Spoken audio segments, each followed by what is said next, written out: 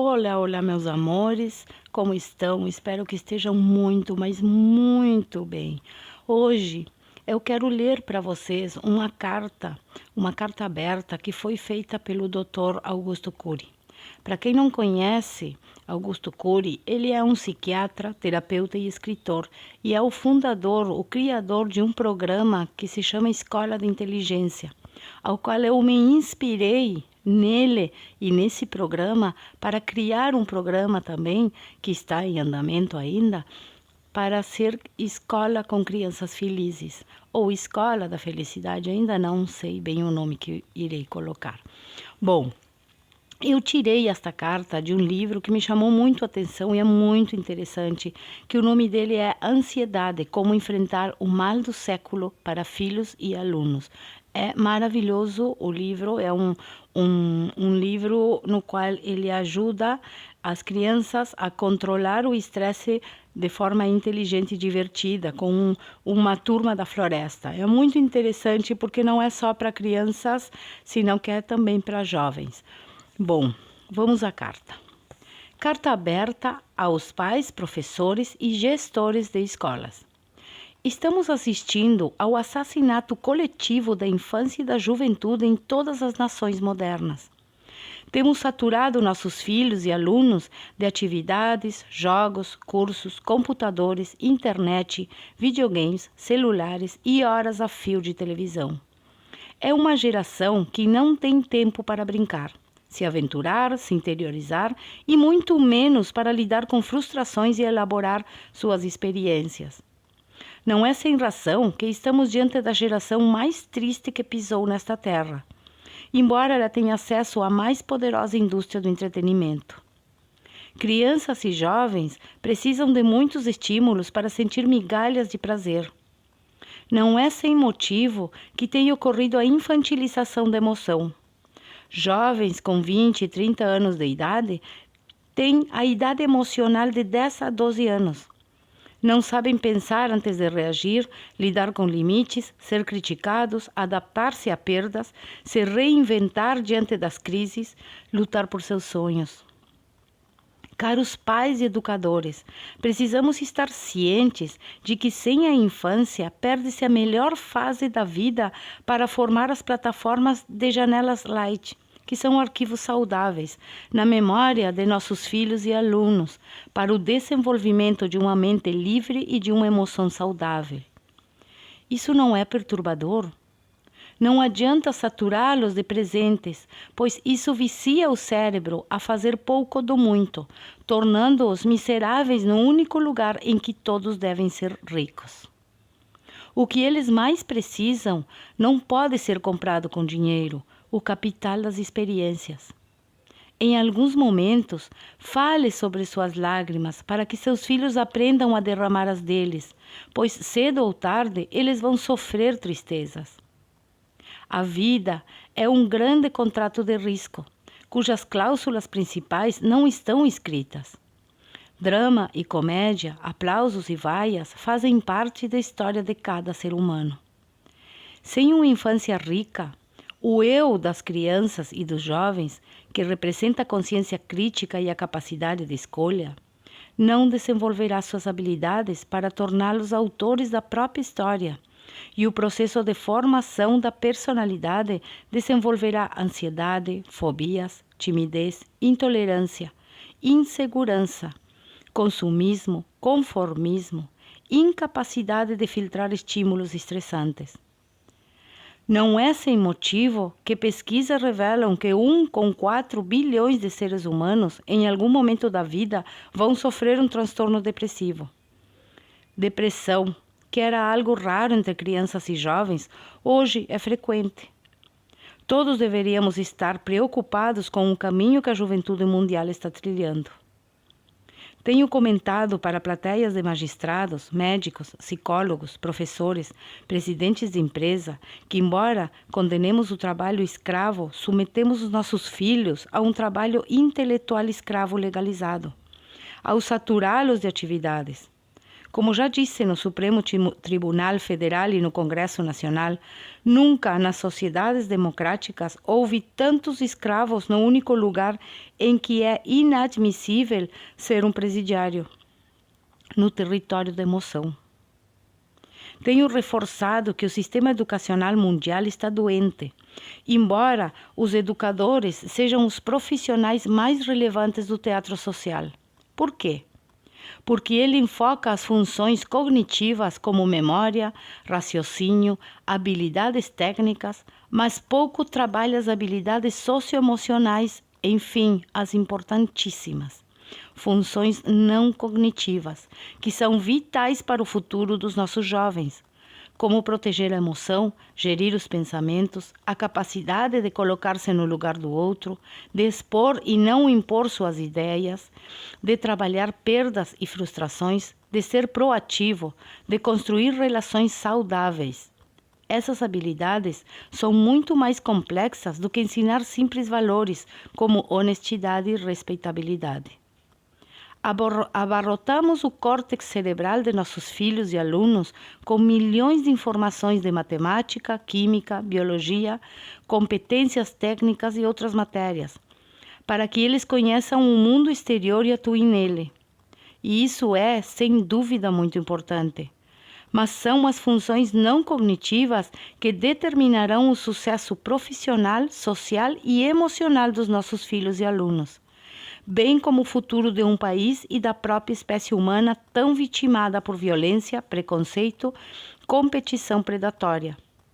Todavia, onde estão as escolas que ensinam os alunos a proteger a emoção e a gerenciar a ansiedade? Onde estão as escolas que os ensinam a ter o autocontrole e a filtrar estímulos estressantes que eles vivenciam diariamente dentro e fora da própria escola? Há algumas centenas de escolas ensinando essas importantíssimas habilidades socioemocionais. Preocupa-me muito que crianças e jovens da atualidade não tenham gestão mínima da emoção. Ela é frequentemente terra de ninguém.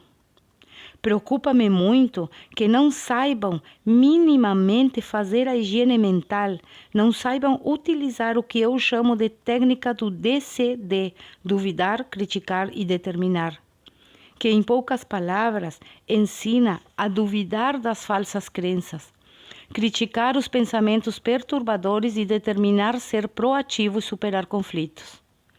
Preocupa-me também que gastem energia emocional inutilmente, com pensamentos hiperacelerados, ciúmes, medo da perda, necessidade neurótica de ter, baixo limiar para a frustração, reatividade, dificuldade de negociação, falta de pensamento estratégico.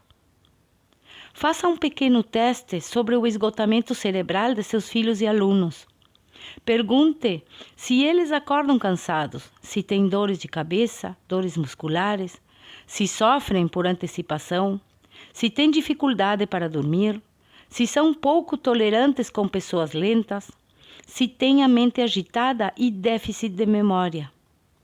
Você irá às lágrimas ao fazer esse simples teste em casa ou na sala de aula. A grande maioria das crianças e dos jovens, mesmo os que frequentam escolas com mensalidades caríssimas, está com vários desses sintomas. Muitas escolas negam esse seríssimo problema. Deveríamos ficar assombrados. Esses sintomas revelam que crianças e adolescentes estão desenvolvendo uma síndrome, a síndrome do pensamento acelerado. Tive o privilégio de descobrir essa síndrome e a infelicidade de saber que ela contamina o mundo moderno. Não é uma ansiedade qualquer como o transtorno de ansiedade generalizado ou o transtorno pós-traumático ou o transtorno obsessivo-compulsivo, mas uma ansiedade causada pela hiperestimulação dos fenômenos que constroem pensamentos. Várias são as causas dessa síndrome coletiva. Entre elas, o excesso de atividades, o uso intenso de celulares e internet, os videogames sem controle e, em destaque, o excesso de informações. Veja como é surpreendente. Uma criança de hoje tem mais informações que um imperador romano no auge de Roma. Um pré-adolescente de 10 anos tem mais dados em sua memória do que provavelmente Sócrates, Platão, Aristóteles, Parmênides e outros pensadores da Grécia Antiga. É possível não esgotar o cérebro. Esse excesso de dados excita o processo de leitura da memória, acelerando a construção de pensamentos, agitando a mente e gerando uma ansiedade crônica. Por isso, após 5 minutos sem atividades, as crianças já gritam: "Não tem nada para fazer nesta casa?" Elas simplesmente não conseguem lidar com a solidão criativa, tão importante para a construção de respostas inteligentes. Reitero, eis o trabalho intelectual escravo socialmente aceito. É particularmente frustrante saber que médicos em todo o mundo estão confundindo o SPA com hiperatividade. E o que é pior, estão receitando medicamentos para domar essa hiperaceleração de pensamentos e a agitação mental que nós mesmos lhes causamos através do sistema urgente e consumista que criamos.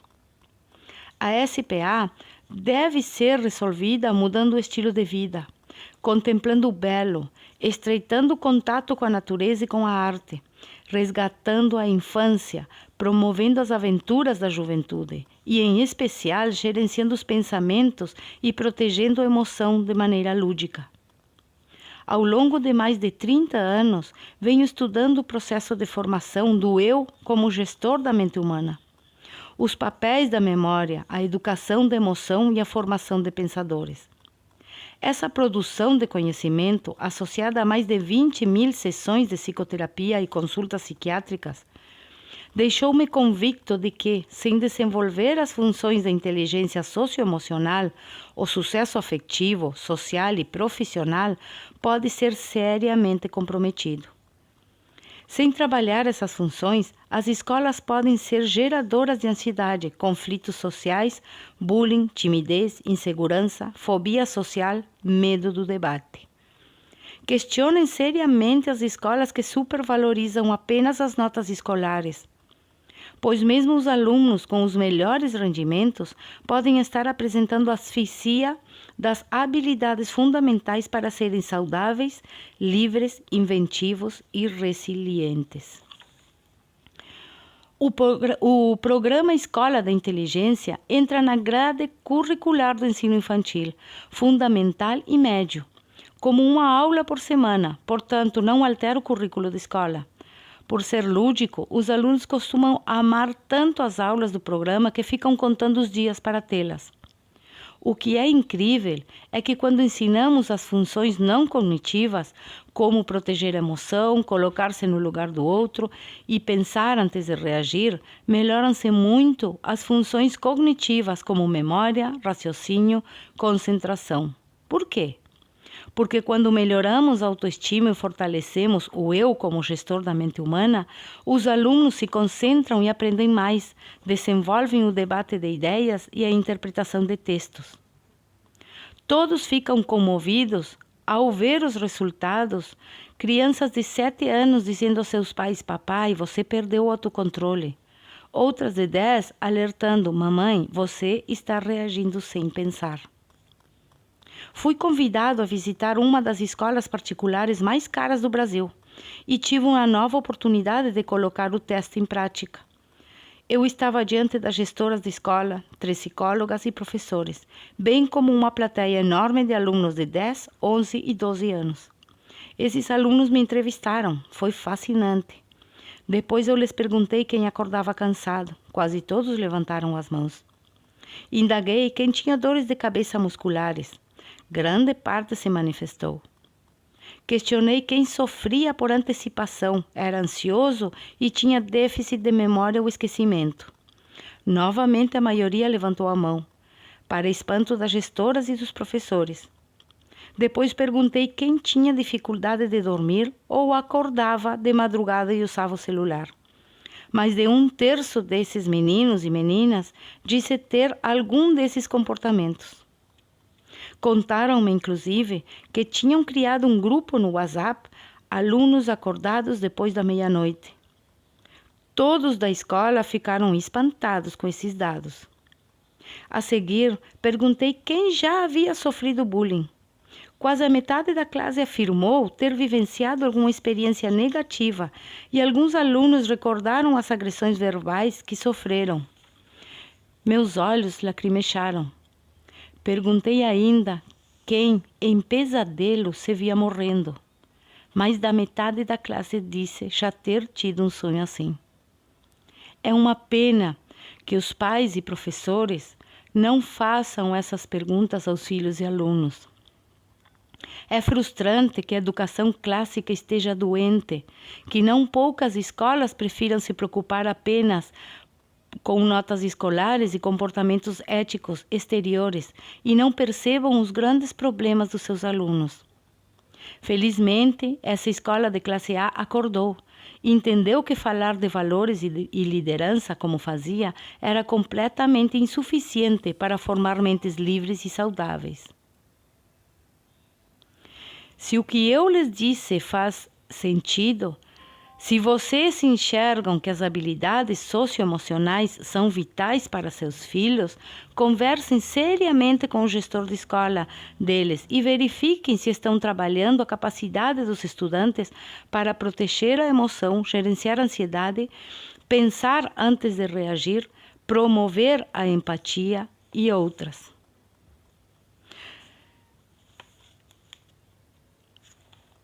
Todas as crianças e jovens são inteligentes, mas nem todos desenvolvem as suas habilidades.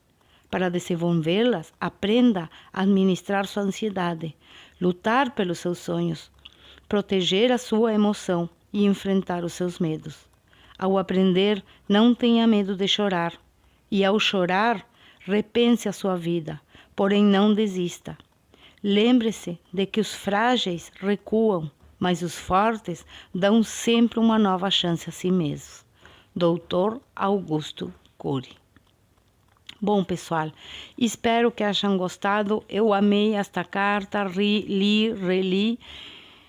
Amei muito, muito essa carta e espero que ajude, que vocês possam escutá-la 1, 2 vezes e fazer essas perguntas a seus filhos e alunos para poder mudar o jeito que está sendo a coisa, mudar os nossos filhos e parar com esse síndrome de que eu, pessoalmente, digo que as pessoas hoje em dia estão zumbis, porque eu enxergo muito, observo muito, e o que eu enxergo é crianças, jovens e adultos, tão focados no celular que já não conversam entre eles, já não se perguntam como foi o dia, porque estão focados no celular e isso está já transformou as pessoas em zumbis. Já não existe mais o abraço, já não existe mais um como estás. Agora é tudo pelo celular. Então, esta é uma grande ideia para começar a mudar isso, para começarmos a ter consciência e a viver no presente. Espero que tenham gostado muito, muito, muito. Não esqueçam de se inscrever e botar like no canal para ajudar, para que mais pessoas possam escutar esta belíssima carta. Muito obrigado, pessoal. Amo vocês. Até o próximo áudio. Namastê.